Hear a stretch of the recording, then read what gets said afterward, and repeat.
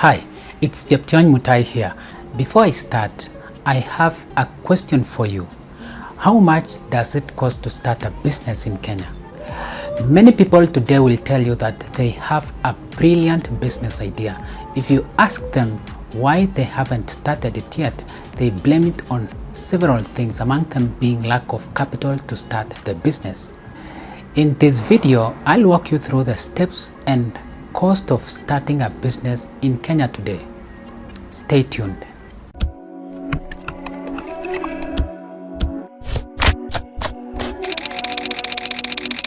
Hi. This is Jeption Mutai, freelance and business.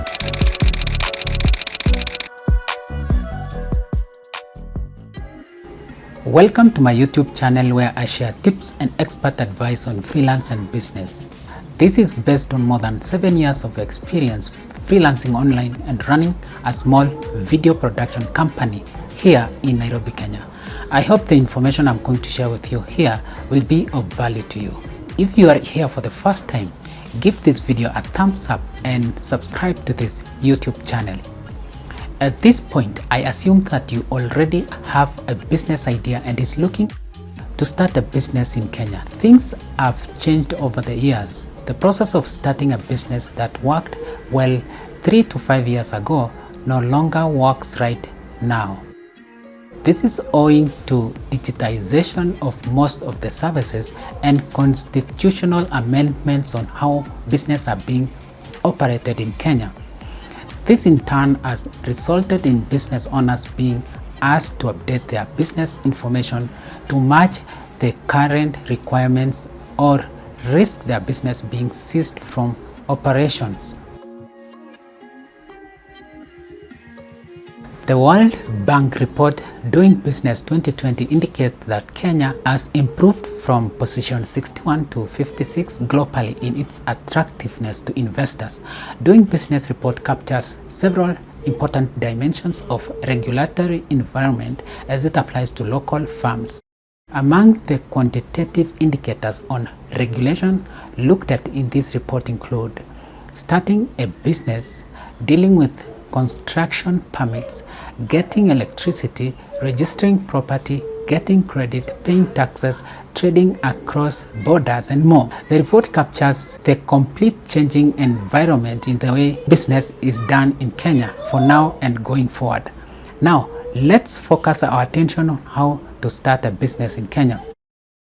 The following are 6 steps on how to start a business in Kenya today. You can do nearly everything online. This is a name that you will use in trading. The mode of operation varies with business. Before you register a business in Kenya, you have to reserve a business name. Business registration in Kenya is undertaken by Business Registration Service on brs.go.ke. In order to access this service, you need to have an e-citizen account. This is an account that you use to access all government services in Kenya. Click here to create an account if you don't have an account with them yet. Once you have an e-citizen account, prepare 3 business names that you propose to register, as it will be required for such. At the end, you will pick one from the approved names. A business name is a name or title under which a person or entity conducts business. It's important to note that you have a room to submit up to 5 names for such. 3 of the names you submit are mandatory. Enter all the required information and submit for such.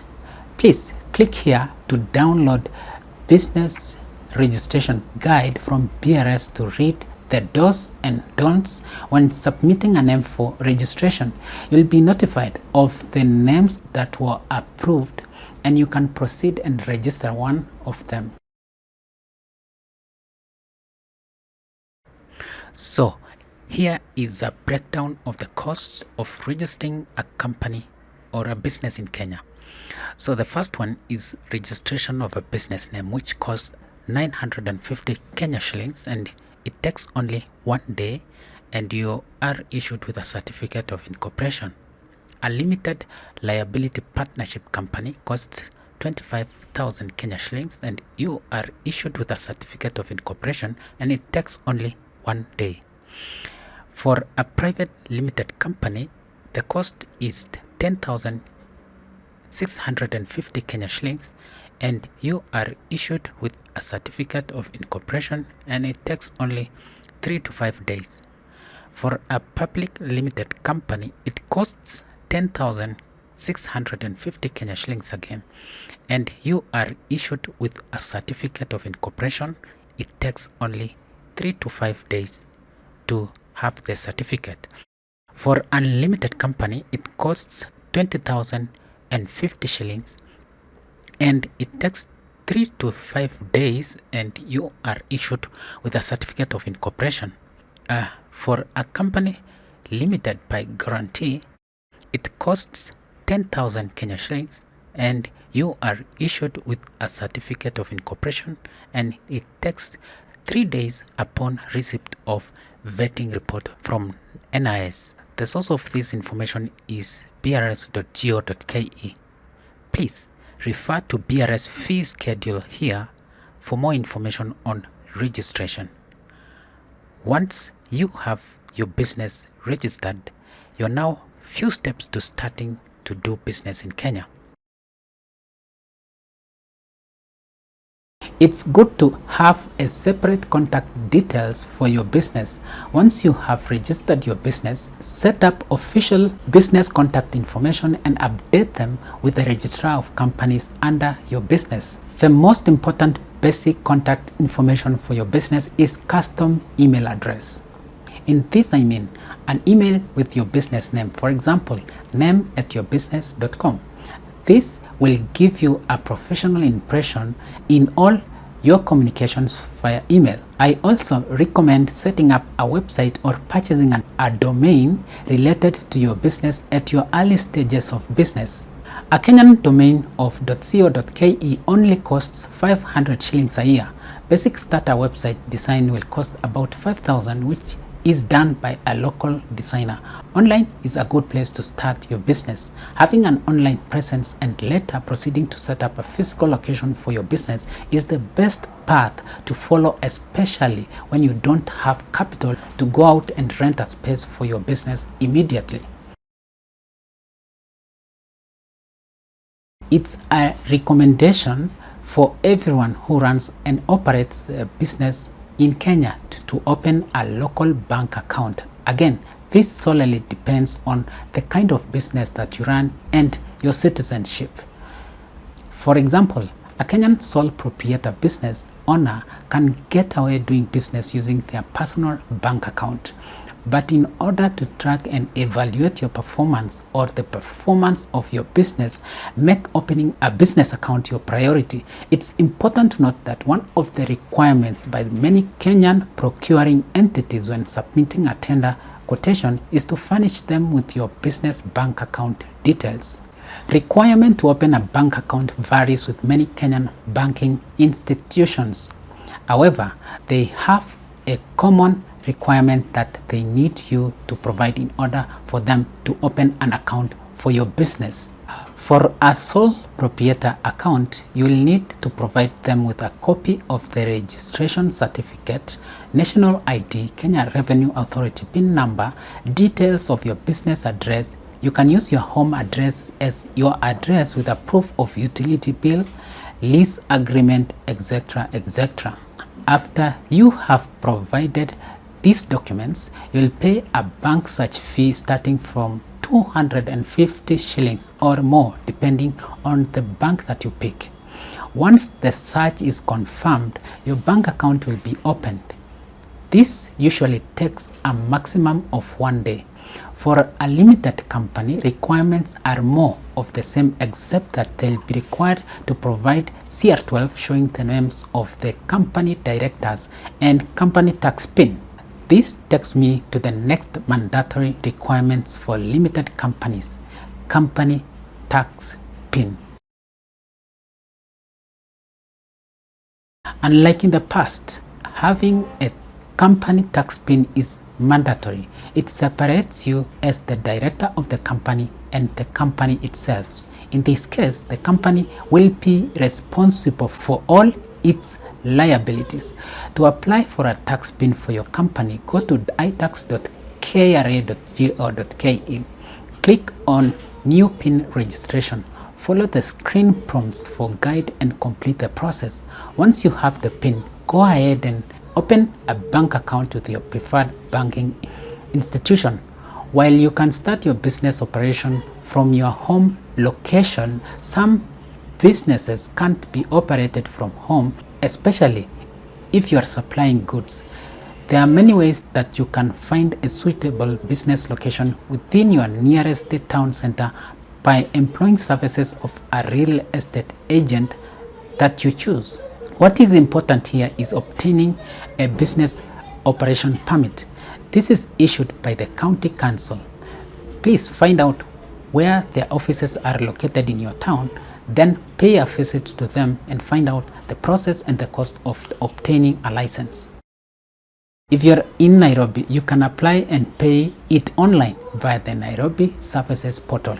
This is one of the important licenses that you need in order to avoid being harassed in your business premises by the county council inspection officials.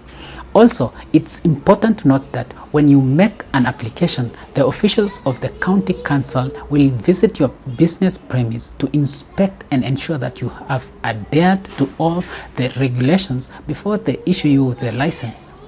There are other certificates issued by different regulatory bodies depending on your profession. This includes film, health, accounting, tourism, media, building and construction, youth and people with disabilities, etc., etc. Based on the kind of business that you run, I recommend that you check with your respective regulatory body for certification and approval. Here is a summary of the minimum estimated cost that you will need to start a business in Kenya.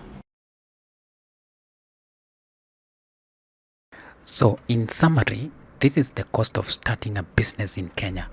A business search costs 450 shillings for 3 business names or $4. Business name registration cost 950 Kenya shillings or $9. Business contact information registration for your online presence costs 5,000 Kenya shillings or $45. Opening a business bank account will cost you 1,000 shillings or more depending on the bank that you choose. Rent for a business space will cost a minimum of Kenya shillings 5,000. Registration with regulatory bodies will cost you a minimum of 1,000 Kenya shillings or $9. Sign up for tax PIN with Kenya Revenue Authority is a free service that you can get. So in total, the estimated cost of starting a business in Kenya is 13,400 Kenya shillings or $121 US. This is the basic cost of starting a business. It's important to note that it varies depending on individuals' capability and the location that they choose for their business.